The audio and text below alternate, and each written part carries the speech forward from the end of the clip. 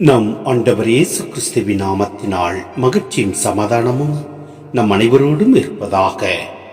அபக்குக் 3:2-4 மற்றும் 17-19 முடிய. ஆண்டவரே, உம்மை பற்றி கேள்வியுற்றே.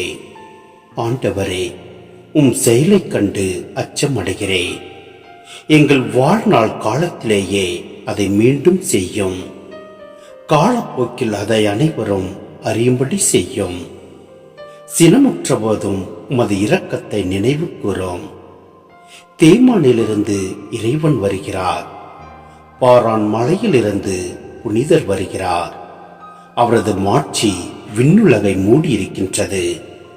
அவரது புகழால் மண்ணுலகம் நிறைந்திருக்கின்றது.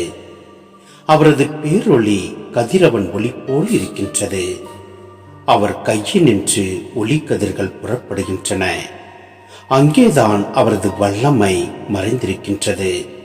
அத்திமரம் துளிர்த்து அரும்பாமல் போயினும், திராட்சை கொடிகள் கனித்தராவிடினும், ஒலிவ மரங்கள் பயனற்று போயினும், வயல்களில் தானியம் விளையாவிடினும், கிடையில் ஆடுகள் யாவும் அழிந்து போயினும், தொழுவங்களில் மாடுகள் இல்லாது போயினும், நான் ஆண்டவரில் களி கூறுவேன்.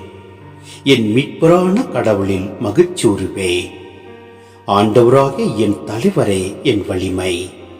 அவர் என் கால்களை பெண்மானின் கால்களைப் போல் ஆக்குவார். உயர்ந்த இடங்களுக்கு என்னை நடத்தி செல்வார்.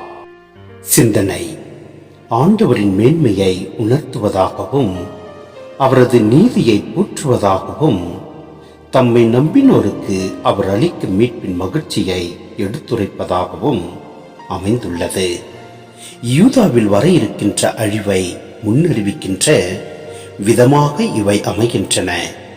இவை அனைத்தும் நிகழ்ந்தாலும் ஆண்டவர் மேல் நம்பிக்கை இழக்க மாட்டேன் என்று தமது இறை நம்பிக்கையின் ஆழத்தை வெளிப்படுத்துகிறார் அபக்குக். நாமும் இத்தகைய இறை நம்பிக்கையில் வாழ அழைக்கப்படுகின்றோம்.